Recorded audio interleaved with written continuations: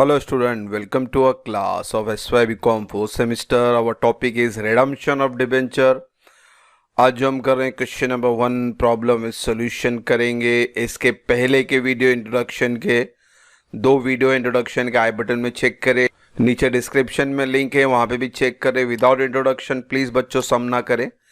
Introduction होगा तो ही clear होगा, क्योंकि redemption out of profit, redemption out of capital, redemption in cash, redemption in conversion of cash या conversion in equity share और new debenture, ये सब थियरी पार्ट है. थियरी पार्ट करके आएंगे तो सब समझ में आएगा. और वहाँ पे general entry question example question किए मैंने, तो इंट्रोडक्शन देखे तो ही सब समझ में आएगा. तो और एंड तक वीडियो को पूरा देखें. चलते हैं क्वेश्चन नंबर 1 की तरफ. Entire redemption out of profit, यानी पूरा जो रिडम्पशन हो रहा है वो प्रॉफिट के ऊपर हो रहा है. तो ये हमारा सेकेंड मेथड है, DRR मेथड है. इसका इंट्रोडक्शन वीडियो अच्छे से देखें. तो उसी पे क्वेश्चन लिया है हमने. X limited had 10 lakh 9% debenture due to redeem fully out of profit. यहाँ पे उन्होंने क्वेश्चन में बताया कि भाई ये पूरा रिडम्पशन जो करना है वो प्रॉफिट पे करना है. एक होता है कैपिटल, एक होता है प्रॉफिट. तो यहाँ पे पूरा प्रॉफिट बोला है, यानी DRR पूरा 100% यूज करना है आपको. रिडम्पशन का डेट दिया उन्होंने 1 अक्टूबर 2015 एट अ प्रीमियम 5%. अभी जो रिडम्पशन होगा वो प्रीमियम पे होगा, यानी हमारे लिए नुकसान है, इसको भी याद रखें. The company had a DRR debenture redemption reserve of ₹4,14,000. Company के पास DRR ऑलरेडी मौजूद है 4,14,000 का, मगर आपको रिडम्पशन करना है 10 लाख शेयर पूरा का पूरा प्रॉफिट यानी DRR से. और DRR हमारे पास सिर्फ 4,14,000 है, यानी जितना भी कम है उसको इस साल आप मेंटेन करके फिर रिडीम करोगे. इसको याद रखना. सम के टाइम देखते हैं. It was decided to invest the required amount of DRI. Investment करना है हमारा 15%, इसका थियरी था, उसको याद रखें. सम में देखेंगे उसको. फिर पास necessary at the time of redemption, यानी आपको 1 अक्टूबर 15 को रिडम्पशन करना है.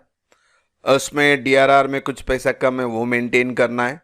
फिर DRI आपको 15% लिखा नहीं है, थियरी में बताया था मैंने आपको हमेशा 15% ऑफ योर रिडम्पशन वैल्यू, इसको हमेशा याद रखें.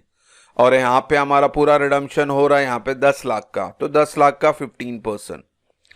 कभी कभी बच्चों ये लमसम मेथड है. और एक चीज़ है यहाँ पे, मोड मेथड बताया था मैंने थियरी पार्ट में कि कभी लमसम में होता है, कभी इंस्टॉलमेंट में होता है. तो यहाँ पे लमसम है, यानी 10 लाख का 10 लाख पूरा रिडीम कर रहे हैं, तो 10 लाख पे DRI डायरेक्ट आएगा. अगर ये इंस्टॉलमेंट में होता तो आपको इंस्टॉलमेंट फिगर का 15% निकालना है DRI. ये टर्निंग पॉइंट और इंपॉर्टेंट पॉइंट है आपका रिडम्पशन ऑफ डिबेंचर में. ये DRI आपको बहुत ध्यान देना है. तो DRI आपका रिडम्पशन वैल्यू का ही 15% आएगा. तो ये सब में लमसम है 10 लाख, तो डायरेक्ट 10 लाख का 15% comes to 1,50,000. Anyhow solution आपको करना है in the books of X limited. Heading दे देते हैं general entry of X limited. Calculation कर लेते हैं DRR का, क्योंकि आपको रिडीम करना है 10 लाख. यहाँ वर्किंग नोट देख ले नीचे. टोटल अमाउंट रिक्वायर्ड 10 लाख, ये रिडीम करना है. अपने पास ऑलरेडी DRR में 4,14,000 पड़ा हुआ है, एग्जिस्टिंग बैलेंस है हमारा. यानी हमारा इस साल का DRR कितना मेंटेन करना है, इसको माइनस कर दे तो 5,86,000. तो आपको 5,86,000 की एंट्री यहाँ पास करनी, ठीक है. और रिडम्पशन रिजर्व जो एंट्री आएगी वो एंट्री आपको एंड में पास करनी थी, उसको भी याद रखना है. एंड यानी साल के एंड में 31 मार्च को. तो क्या करें, सबसे पहले आपको DRI करना पड़ेगा. आपको DRI की थियरी बताई थी मैंने, यहाँ फिर से बता दो. ये आपको इंट्रोडक्शन लेक्चर में बताया था मैंने. DRI हमेशा 15% होता है.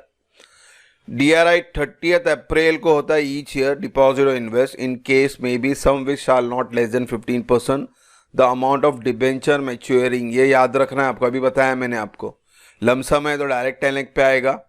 और अगर इंस्टॉलमेंट होगा तो जो साल का इंस्टॉलमेंट फिगर होगा उस पर यहाँ पे लिखा है डिबेंचर मैच्योरिंग 31 मार्च, यानी जो नेक्स्ट ईयर जो मैच्योर होने वाला है उसको इस साल करंट ईयर में आपको मेंटेन करना. अभी यहाँ पे 2015 है, तो 2015 के पहले का जो डेट आएगा वो 30 अप्रैल होगा, 30 अप्रैल 2015, उसको याद रखना। तो हर सम में आपको ये डेट पे ध्यान देना है DRI का। जो साल से आपका रिडम्पशन शुरू होगा उस साल के पहले 30 अप्रैल को आपको हमेशा DRI मेंटेन करना है। कितना? 15%। तो फिलहाल तो 10 लाख का 15% कितना आ गया आपका? 1,50,000। तो DRI टू बैंक 30 अप्रैल 2015, ठीक है, ये डेट के पहले का डेट। तो 1 अक्टूबर 2015 के अगर रिवर्स जाएंगे तो 30 अप्रैल 2015 ही आया। तो ये डेट बहुत इंपॉर्टेंट है, परसेंटेज इंपॉर्टेंट है, और आपका मैच्योरिंग अमाउंट, इस पे हमेशा ध्यान देना आपको। लमसम में 10 लाख है, इंस्टॉलमेंट होगा तो आपको फिगर अलग हो जाएगा। सपोज यही फिगर उन लोग बोलते कि भाई 4 साल में इसको रिडीम करेंगे, 2,50,000, 2,50,000, 2,50,000, तो आपका ये जो DRI है पहले साल का, यहाँ पे जो 15% है, ये 2,50,000 पे आता फिर, ठीक है। फेस वैल्यू 2,50,000, इंस्टॉलमेंट फिगर लेना पड़ता। तो ये चीज़ इंपॉर्टेंट है, इसको ध्यान देना पड़ेगा आपको। ये लमसम है, हेडेक नहीं यहाँ पे फिलहाल। तो 10 लाख का हमने 15% निकाल दिया। थियरी इसको याद रखे, इंट्रोडक्शन लेक्चर में लिया था, उसको भी ध्यान से सुने। अब चलते हैं, हमारा 30 हो गया हमारा। तो 1 अक्टूबर 15 को क्या करेंगे? सबसे पहले आप अपना DRI को सबसे पहले क्या करेंगे? एनकैश करेंगे, क्योंकि अब जिस साल रिडम्पशन स्टार्ट होता है, स्टार्टिंग में ही पहले ही दिन जो भी डेट होगा आपका, और डेट में सबसे पहले आप अपना DRI को एनकैश करेंगे। तो ये इंटरलिंक एंट्री है, सेम फिगर के साथ होती है। DRI आप कभी भी बना लो, मगर रिडम्पशन के टाइम पे उसी साल में आपको उसको एनकैश करना है। ये 1 साल का हेडेक नहीं बच्चों, कभी 4 साल हुआ तो पहले साल में ये होगा, फिर ये चौथे साल में जाके एनकैश होगा।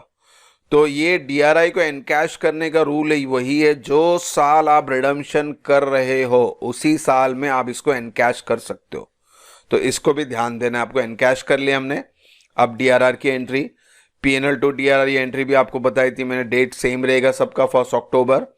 अमाउंट कितना रहेगा? 586, क्योंकि ऑलरेडी 414 अवेलेबल है हमारे पास, हमें 586 की जरूरत है, तो हम 586 मेंटेन कर लेते हैं यहाँ पे, transfer of profit to DRR। तो अब इसको रिडम्पशन का अमाउंट बता देते हैं। तो रिडम्पशन में आपको प्रीमियम पे रिडम करना है, तो प्रीमियम यानी हमारे लिए नुकसान। तो एंट्री क्या बनी? डिबेंचर टू डिबेंचर होल्डर, ये कॉमन एंट्री, उसको याद रखें। प्रीमियम रहा तो प्रीमियम डेबिट होगा, डिस्काउंट रहा तो डिस्काउंट क्रेडिट होगा, और डिस्काउंट की एंट्री ना के बराबर है। ऑलमोस्ट आपको प्रीमियम या पार पे एंट्री होती है। अगर ये एंट्री पार पे होती तो डिबेंचर टू डिबेंचर होल्डर यही पास करते। यहाँ पे प्रीमियम बोला है तो प्रीमियम आपको डेबिट में और एक एंट्री ऐड करनी है। प्रीमियम 5% बोला है, 10 लाख का 5% कितना आता? 50,000, यानी डिबेंचर होल्डर को आप देंगे 10,50,000। तो पहला ड्यू फिगर होता है, और इसी को फिर आप पेड फिगर करते हो, सेम अमाउंट, यानी 10,50,000 debenture holder to bank. Date सबका सेम ही रहेगा, 10,50,000 यहां से लिया।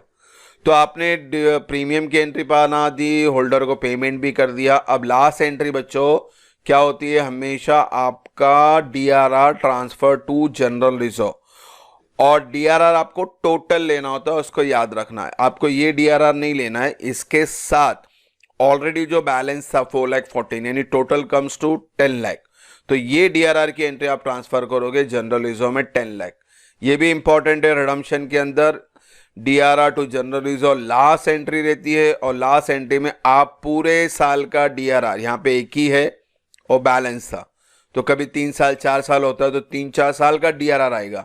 तो सारे DRR को प्लस करके लास्ट में आप इसको जनरल रिजर्व में ट्रांसफर करें। तो होप सो यहाँ तक कोई डाउट ना हो। आज का सम हमने लमसम में किया था, इंशाल्लाह नेक्स्ट वीडियो हम इंस्टॉलमेंट में बनाएंगे, ताकि आपको ये DRR और DRI की एंट्री और इजीली समझ में आए। डिबेंचर होल्डर का पेमेंट किए 2 एंट्री फिक्स है, लास्ट में जनरल रिजर्व की एंट्री ये भी फिक्स है। जनरल रिजर्व याद रखना, हमेशा पूरा प्लस करना है आपको।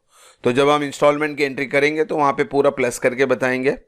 तो होप सो यहाँ तक कोई डाउट ना हो। इंशाल्लाह नेक्स्ट वीडियो में जल्दी मिलेंगे। Thank you for watching the video. God bless you.